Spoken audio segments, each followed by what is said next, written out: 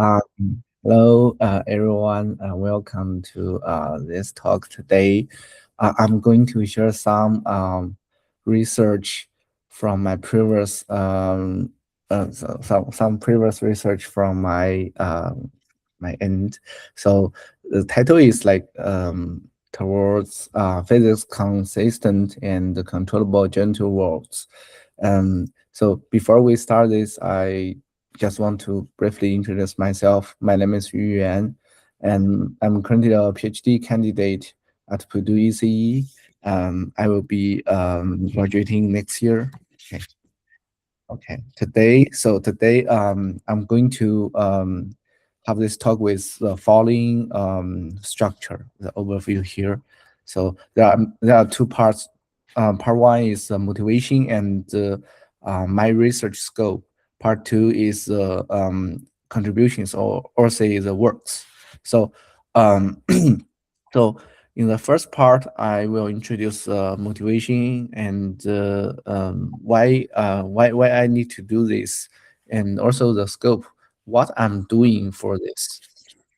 Okay, and so the motivation is actually really simple or straightforward because as a generative AI users, I try different generative models, generators for video generation or image generation, but it's really common to find that the generative videos often violate physics. Let me take a really simple example. Like in the generative videos, the apples may fall upward. It will not fall according to the gravity in our real world. That's so weird, right? And yeah, this is a really simple case. And so within this, for this motivation, I'm trying to build a physics consistent and controllable video world generation.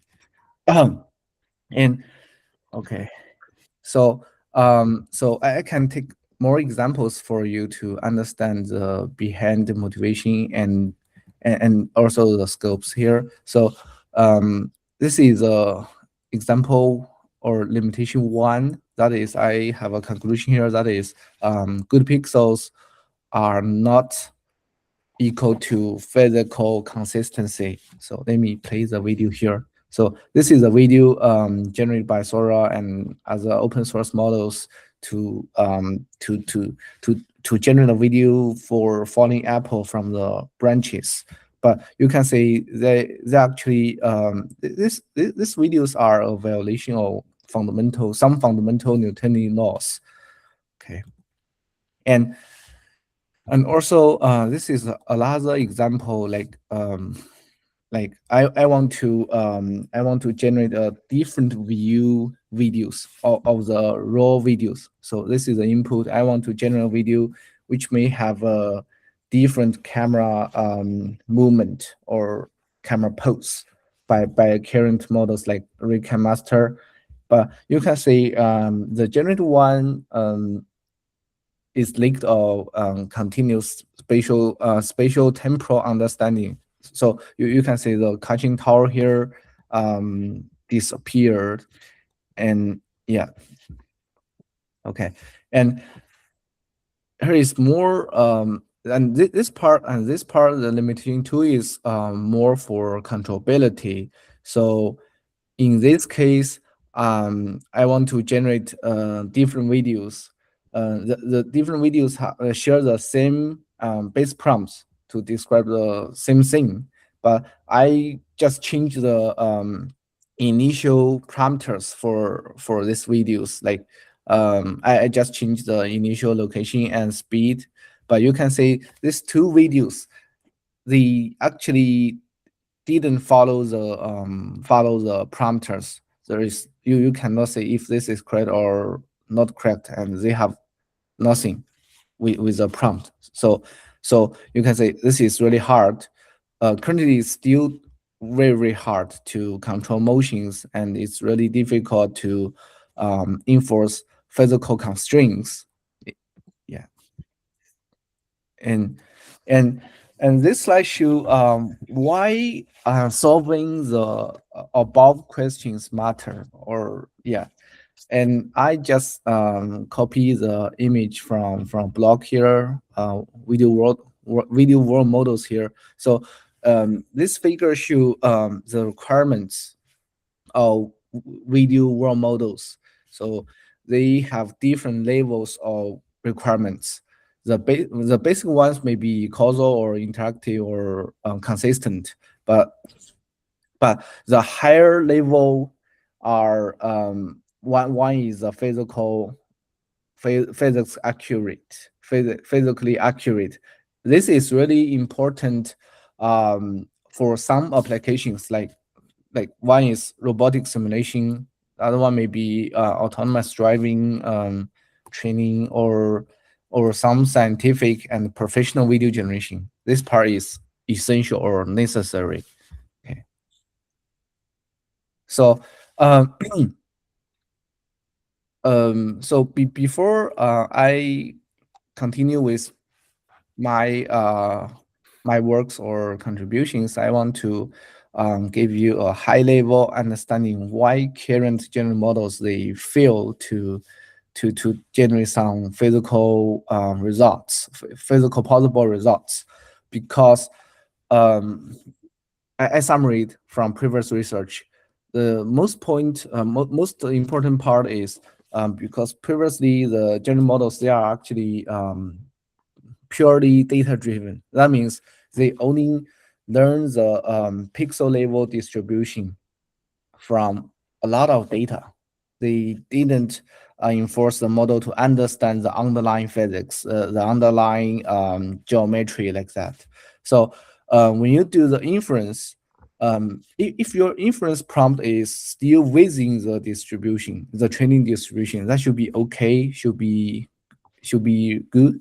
But if your prompt or if your testing scenarios out of distribution of the training set, then it's really it's just like too random to get the final results. So so in my research, I try to solve this big problem, this fundamental problem: physics consistent and controllable visual world generation. And but in more detail, I am focusing on some key points like the camera, space, and time, or say the joint space, joint problem. Okay, and so I disentangle this part into three level things. One is camera physics. This could be camera pose. This could be camera internal settings. And the second part is fundamental Newtonian dynamics, because you can imagine in your real world actually there are so many complex motions that could be finally decoupled into a few fundamental of a combination of fundamental Newtonian dynamics. And the last part is 4D modeling. 4D modeling means we not only care about the space, we also care about the temporal things or the joint things. Okay, and so the about part is about my motivation and research scope. If you have any questions, directly stop me for a moment. Okay, and then next I'm going to talk something about my works. There are actually two papers I want to share today. One is Newton gene. This is the Aclear paper. This paper tried to solve a physics consistent and controllable text to video generation problem. And the next one is CU. It's a CPR paper, and this paper tried to do continuous 4D world and this understanding and generation. So let's start with the Newton gene. The Newton gene is trying to answer this question: can we make generative models understand Newtonian physics or dynamics? Okay. And and so this slide show today's video generators. Let me play so you can see Sora open source video, and this is the latest research paper, physics T2V. I try every method to generate a really simple video for a falling apple, but you can see the physics here is so weird or not so controllable. No, not so controllable.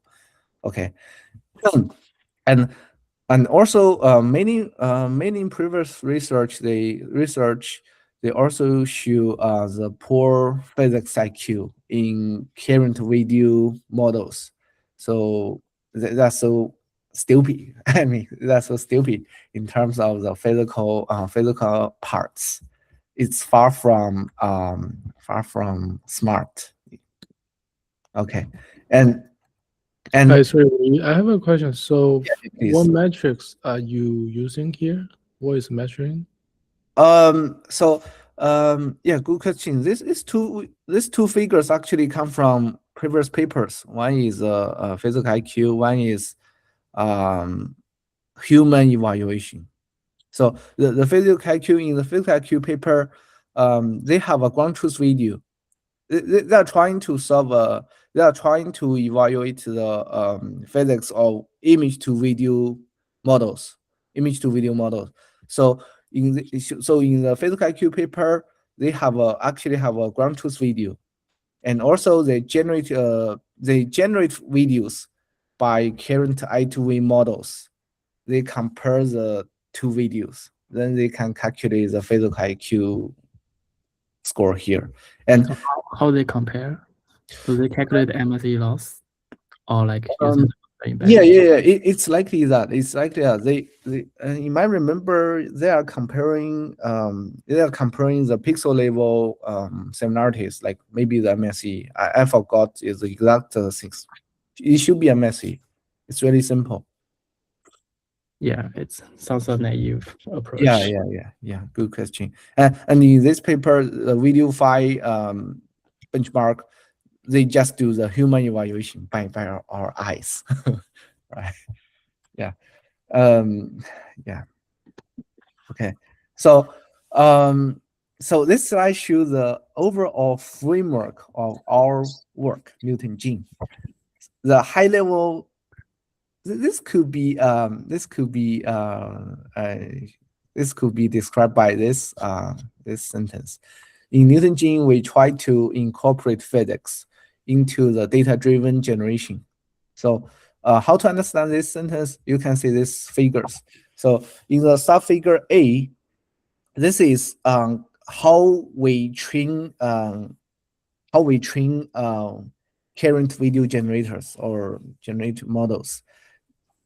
We just let the models to watch a lot of video here, a lot of data here, and then we just mimic the pixel level likelihood. In this approach, I think it's still it's really good about the pixel level things. I mean there is low bias. This is low bias because you watch the real world videos, the real world pixels, and the generated videos, they are more photorealistic, just like the real videos. But as I mentioned before, this approach, they maybe have some poor auto distribution performance because they don't understand the fundamental dynamics, the fundamental physical rules. This is a problem. Excuse me, can you give me an example of data-driven generation? Yeah. Data-driven generation is how we train current generative models, the video models. Oh, just using like whatever videos. Yeah. We just use we just this is it's like a scaling law. Within the scaling law, we let the model watch a lot of videos, right? So I call this is a data-driven approach or generation here. Okay. Yeah, and on the other hand, the subfigure C, this is a physics-driven simulation or reasoning. So you can see this part may be some old days CG or old days old school styles. We could write down some equations. We could do some reasonings. We could do some simulation to give you a really cartoon style videos. And that means this could have high BIOS. The BIOS come from two things. One thing is they are not photorealistic in terms of the pixels. The second thing is all these physics-driven approaches, they actually simplify our real world. Even they are somehow accurate or true, but they are still a simplified version of our real world videos. We just abstract the ideal equations about the dynamics. That is not really accurate about the noise or some small dynamics. Okay, but this approach will always have some good auto distribution performance because even the equations are a simplified version. They at least tell us the right direction and the fundamental things, like like in the gravity field, everything will fall down like that. And okay, at the Newton gene, we try to combine both. We trying to introduce the physics-driven reasoning or simulation into the data-driven approach. I will tell you how to achieve this later. But ideally, we want to the rod in Newton gene to have both of the strings like low BIOS and still good auto distribution performance. Okay. Yeah, and this figure, this slide shows the overall framework of Newton gene. So you can see the X here is the input, the X is the input and output, and the G is the generator, the generative models, and the P, the yellow P here is all introduced physical laws or say neurophysical models. This P will inject the physical priors into current data-driven video generators. Okay. And also our P is learnable, and also physics inspired motion guidance. Okay, I will tell you in this slide. Oh, that's too complex. No worry. Let's start from some simple things. So, okay. So, let me ask you one simple question. That is, how we describe some motions. So, high school level physics tell us we can describe the motions by some by equation, by this equation here, the position. R is the position, and R zero is the initial position, and if we also know the initial velocity and some acceleration second order terms, we can solve this equation for every moment. Then we can calculate the every moment's location, right? It's really simple, and this could be written by an ODE, ordinary differential equation. So yeah, this is really simple. from this dynamics, from this motion here. Then we are inspired by the really simple things, but we have, but in our problem, we are trying to solve a more complex or bigger problem. This is we want to answer this question: how to model the dynamics, model different dynamics. I mean, in a general or unified ODE. This is a question we must answer. And why do these is because in our real world there are so many different fundamental dynamics. Maybe some linear, maybe some are linear, some are circular, some are what, right? There are different dynamics, fundamental dynamics, but we don't want to write different equations for different dynamics. I mean, totally change everything for dynamics. We still want to represent all kinds of dynamics in a unified system. We just need to change the parameters of this system. We don't want to write different systems for different dynamics for different system. So there are two answers. Short answer. There are two answers. Answer one is we try to include as many latent physical states as possible. How to understand this? The physical states means how we describe the changes of the foreground or the say the motion things. So these states could have some position. You can understand. We may want to describe one thing's location, speed, and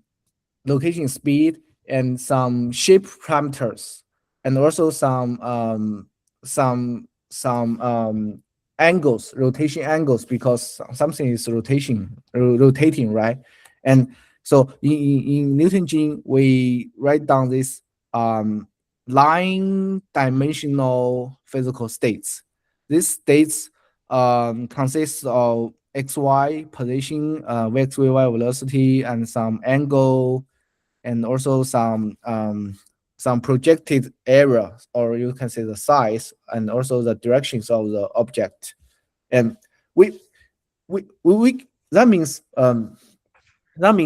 for some really simple, maybe not simple, for object, we can describe some fundamental physical states with these parameters. That is already really powerful to describe the how they change the shape, the speed, the location along the time. Okay. So one question. Does that mean we need to model for each object, or how do you select the data for this? Sorry. What? Yeah. For example, in the video, you have two apples. Like, so Yeah. how does this? Okay. Good question. Currently, I'm only talking about dynamics. I'm not talking about the multiple objectives. But later, I will give you the answer how we achieve that. Yeah. Okay. This part we're still describing the dynamics, how we describe different dynamics. Okay. And the short answer two is we introduce a form. That is linear neural ODE plus residual MLP to describe the dynamics. How to understand this? Like in this equation here, right? This part we could say this is a linear neural ODE, that linear, and this linear will be responsible for the major contribution of the dynamics, and the residual MP will be responsible for the nonlinear parts, nonlinear dynamics, or some noisy parts. Let me give you an example. Like if we want to describe the dynamics of the falling apple, understand, or also with the air friction, right? The linear neural D will be responsible for the ideal equations like how the gravity affects the major trajectory, right? But there's still some missing things. Maybe the air friction, maybe the observation noise. That is too difficult to write by a equation, by a explicit equation. So we threw this part into the residual MP to learn this part. Okay, and yeah, that's it. So remember, this is our core design, neural Newtonian dynamics. They are a combination of different physical states to describe the physical states of the objectives. And this dynamics are majorly two parts. One is a linear neural D, one is a residual MLP. So we combine these two parts, and totally this neural Newtonian dynamics, you can imagine this is actually a neural physical simulator or physical engine to tell you how the physical state will change along the time, with the time. Okay, but the next thing is how we train the ND, how we train the neural physical simulator, physical engine, how we train, how we get the parameters for how we train the parameters for the linear OD and the MLP here. This is it.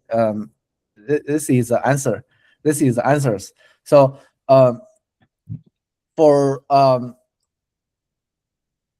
so we still need some data, right?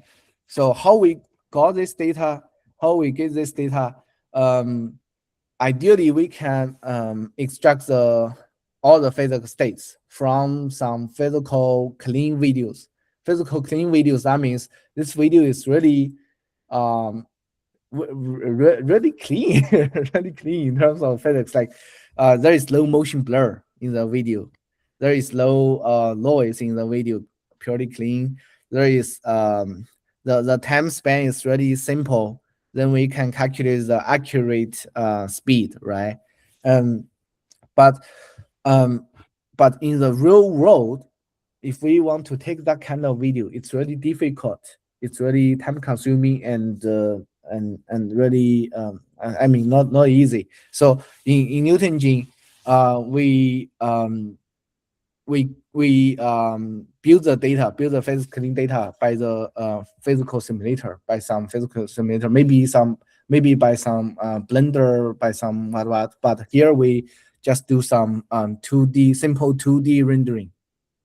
Okay, for one dynamics, we built one data set for that data, for that dynamics, small data set. Okay, then we will try to extract the physical states from these clean videos.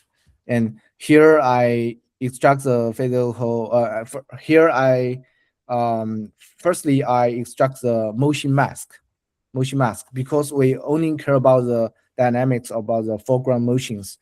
And by SAM2, and the SAM2 will give you the motion mask sequence. Then this is for the real video or is for the simulation? Here in Newton Gene, here in this slide is the simulated videos, but we also try to use the real world videos. It's okay, but the accuracy is not so high. I mean, right? It's not so clean. It's not so clean, but because but it's still achievable by high FPS and well lighted setting, or really good settings. You can still have really high quality raw videos to extract the physical states. But here, because this is a really academic paper, we simplify this problem by simulation. We also do some experiments by the real world. It's still okay. It's still good. But if it's a simulation, you should have the ground truth, right? Like the position for the objects. Yeah. So in the simulation, you can in the simulation it's really simple. We just do the 2D rendering according to the physical equations, whatever you set. Right. Okay. We so let's continue. We extract the physical states. Firstly, we do the motion mask segmentation. Then we do the hard decode to get the position, velocity, or angle like that. I Then have a question about velocity. So yeah, velocity has please. directions, right? So Yes. you only have one number for. We have Vx, Vy. Remember this? Yeah, it's true. Yeah. So you have the two at least have the 2D direction. Mhm. Okay, great. And then once we have the physical states like the Z0, Z1, Z2. That means each frame level physical states, right? We have this states. The next thing is we can do a self-supervised training. That means we feed the Z0, the first frame physical states, into our neural engine here, right? And also we have the TAM, the future TAM, and this neural engine will tell you, will predict the Z1 hat, Z2 hat, Z3 hat for the future physical states. Then we can directly calculate the loss between the predictions and the ground truth labels here. And once we finish the training, the parameters of the ND will be optimized to that kind of dynamics. Okay. So now we have the neural engine for dynamics. The final thing is how we do inference. So the high level idea is we decouple. When we do the inference, we decouple the physics and the appearance from the appearance. How to understand this? This is really simple. Like for a user, we can have world settings, all kinds of world settings by the users, and like the initial position, speed, or what. So we can. Excuse me. So can I go back to the previous slides? Okay. Okay. So in figure B, so you have to train the video physical encoder and the NND at the same time, right? So iteratively. Okay, great question. Actually, when I did this work, I tried to. Yeah, you are right. I tried to co-optimize these two things together, but finally, I found this part is really difficult to train the video physical encoder. I built a totally new encoder from the scratch, and I trained from the scratch to extract the physical states. But I tried a lot of methods, but the final encoder performance is not good. Yeah, it's too hard. So finally, I use pre-trained the visual foundation models like the SAM2 to firstly extract the motion masks. Then I do the hard decode. I mean, by the motion masks, I can extract the mass center. I can extract the directions of the objectives, right? Then this approach is much easier. So finally, in this pipeline, the video physical encoder is, you can say, it's a pre-trained or frozen. It's achieved by a frozen foundation models. We didn't train the ND. We did train this part in the final stage. We just train the ND here. But it will be really cool if you can train it. No, Yeah. I mean, it's very hard to train because it's doing many things. It's doing. Yeah. I agree with this answer. I agree with this point. Yeah. So I just want to make sure I understand correctly. So for video physical encoder, you take some pre-trained backbones and then you add some layers maybe. So then you train it to predict Z0, Z1, Z2, and you are able to train it because you have the ground truth Z0, 1, 2, 3, right? Yes. So then you have this pre-trained video physical encoder, and then you train the NND separately. Yeah. Finally, when finally these two things is separated. Yeah, they're separated, yeah, and they can yeah. be trained separately. They don't Yes, need each other, right? That's what Yeah. I want to say. Finally, we only train the ND. We only need Yes, to you only train the NND, and you don't even need the left part, right? The video Yeah, field, you don't even need it because you have Z0, you have Z1, Z2, you have all the data. So your NND is just take Z0 as input and take Z1 as output, as from truth, right? Yeah. So yeah, this figure is very like misleading. It's because think we are training them jointly, but they are actually separate. I should add a sign like this is frozen part. Right.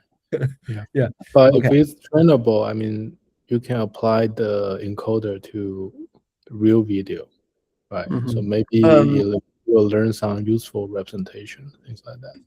Yeah. Yeah, we also did the experiments for the real videos here, and it's still okay in the paper as we should. It's still good, but there are more noisy.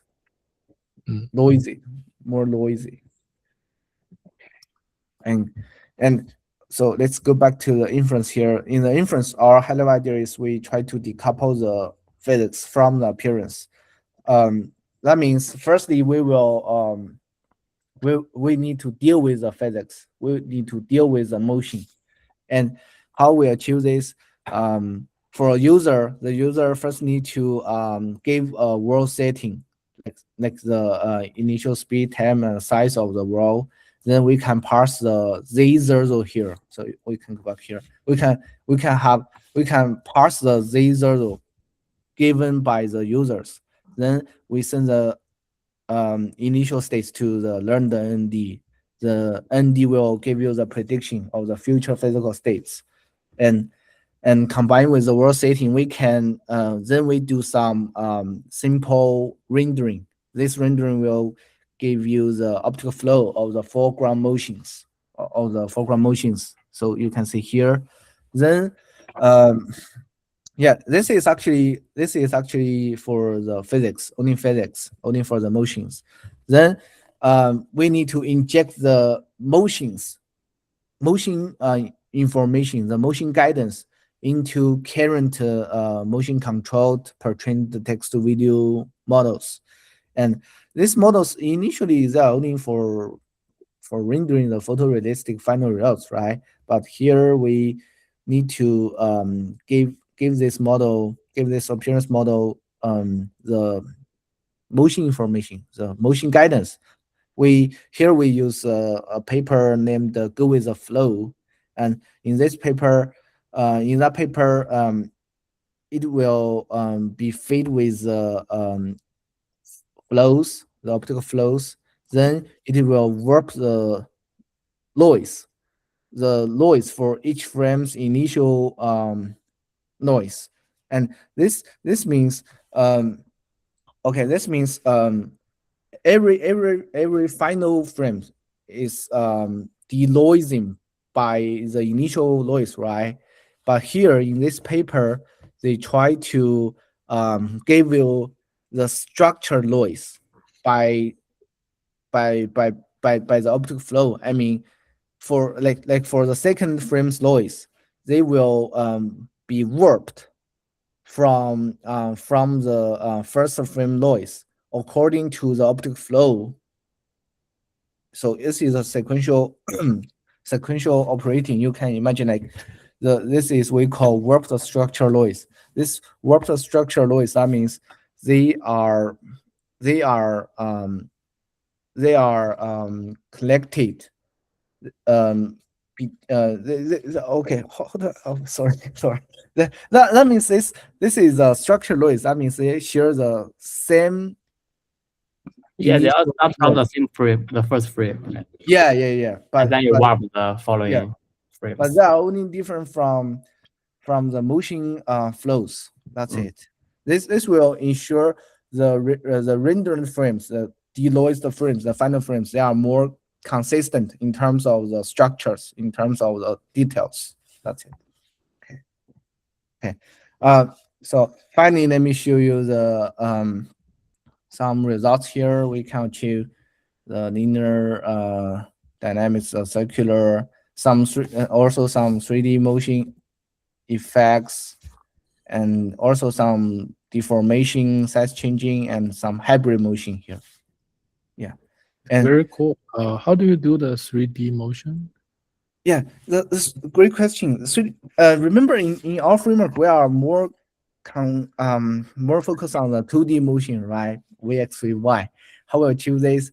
This is actually the 3D effect motion is actually a combination of the X, Y, the location, V, X, V, Y, the 2D things, plus size changing. It's really simple. So. Oh. Yeah, so we don't need to introduce the depth information in this framework. We only need to do a combination of the 2D things plus a size changing or shape changing. We make the frame bigger and bigger. It's a approximation. Oh, I see. So the input here is the initial image. All the videos here is text to video. Right. So the input will be a text plus motion parameters. Yeah. That's it. Some physical parameters plus a prompt.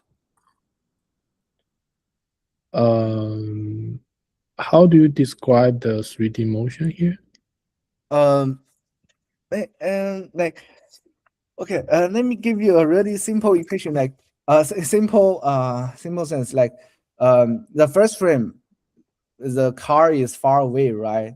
So you can imagine this is a rectangular box, small in this place, right? In this place, but later the video frame is a bigger rectangular box, and in this place. Right. So this is, I say, the 3D motion is in this work, the 3D motion is approximation of a combination of 2D things, like the location plus size. Yeah, I see. So your model basically basically convert the initial states into some optical flows, right? Yeah. And the model is also conditioned. The video model is conditioned on the optical flow. So that's why it knows how the motion, right. Yeah, that's it. Wait, I think your motion control text-to-way model, the model itself is not conditioned on any of them. It's before the input of the motion control. You have the optical flow first, and then you warp the initial noise, and it right. Then you input warped noise into the video model, then to generate the result. That's it. We initially will render the car trajectory, the size of the car, you can imagine, and later this kind of motion guidance will be fed to the text to video generation to give you the photorealistic results. Yeah, that's cool. Yeah, thanks. And also, then I will show some unique capability of Newton gene. So this is a parameter level controllability by Newton gene. There are two parts. One part is so this slide shows the same prompt, but they have different initial parameters. So you can see this is a parabolic trajectory, right? But this one is a free fall. So and this means they have similar scenario, but they have diverse outputs. And the next thing is we can also send different same prompt, but we have same conditional initial parameters. So you can say these two trajectories, they are the same, right? They are the same, but they are different scenarios, and these different scenarios share the consistent motion. This is these two parts is we call parameter controllability. and here is more results in figures. Yeah. Can you slow down? I want to check more details about the. Yeah, maybe any Yeah. other. Yeah. This is the first one. In this paper, we show 13 different dynamics from uniform motion to hybrid motions, and we also show some dynamics learned by the real world videos. Yeah, you can check more details in the papers. Here I just list a few samples here. This is a circular motion. Okay. And this is a rotation. Hi, I have a question. Yeah, please. So I think in the I'm just gonna also read through the paper as well when you're presenting. So I think you said that like the model was trained on like synthetic videos of like the simple like Newtonian motion. Yeah. So is there like a reason why you decided to go with like synthetic and not like real world videos? Yeah, great question. Let me go back to this slide. We need some data to train the neural engine, right? But you can imagine if or say most real world videos, they are actually captured by the low FPS camera, like maybe at most 100 FPS. For the dynamics, this is still too low FPS because if something is moving fast, then you will have the motion blur. You will have the motion blur in each frame, and this motion blur is harmful to extract the exact location of the objective. I see. Yeah, this is example one. Example two may be there are so many dynamics, and for each dynamics, if you want to you need to carefully design the camera setting, the capture setting, the lightning, the lightning, the background, the foreground, and that is actually really difficult to capture in the real world. That makes sense. Yeah, it's too time consuming. So in this paper, we mostly we use synthetic data by some simulator. I mean rendering engine like that. So this one will always give you the clean frame like here. Maybe it's fake, but it's really accurate, and also yeah. In the final stage of the paper, we also test the performance on the real world videos. Like we utilize a data set that is capturing the falling shoes in the real world, and there are some motion blurs, and so you can imagine the final physical states. They are not so accurate, but still okay. We test that. Right. So, how do you compare between the real world video versus the one that like your model produces? Or like how do you do the testing, I guess? You mean you mean the inference or the comparison? So you were saying that like in the end you also compare against like real world videos, right? So like how do you compare it? Oh, okay. This could be explained by the final table here. In Newton gene, this is a really important question. How we evaluate if the general videos are physical consistent, right? The answer is it's not so easy to compare with some current models, because in different video settings, in different initial settings, or for different video generators, they will always give you different scenarios, different range of the world, different size of the world. So you cannot have a unified model to to directly evaluate these videos. If these videos are physical consistent, then we go back to more fundamental things. Like even different motions, they are always diverse to evaluate, but some more fundamental things like the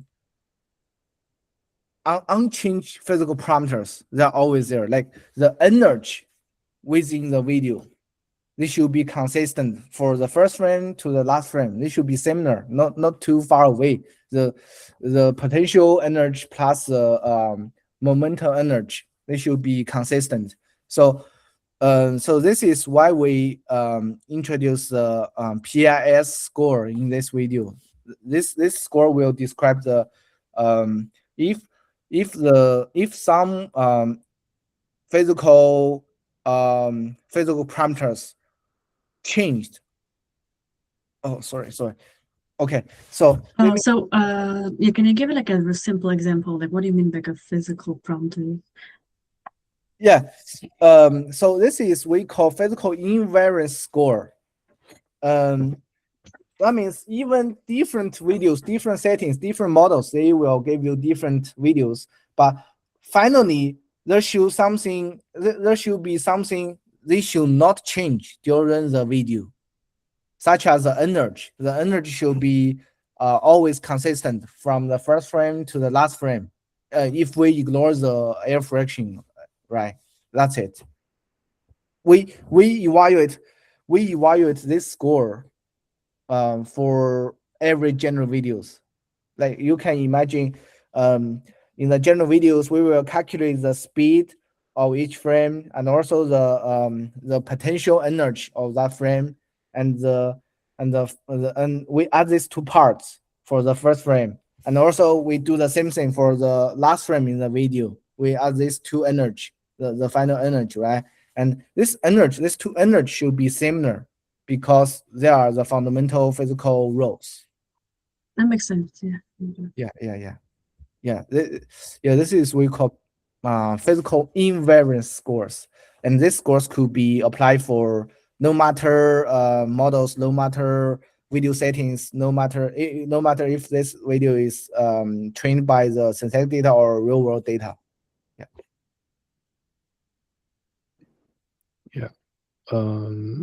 I think we're almost time. Maybe the next part we can save it for next. Yeah, that's it. Yeah, very, very cool talk. I do have a question. So you did not train the video model itself, right? We did not train. So what was the backbone you were using? Let me type here. It's go with the flow. CVPR 2025 oral paper. It's let me type here. Okay. What happened? Go with the flow. Okay, so here is another video model.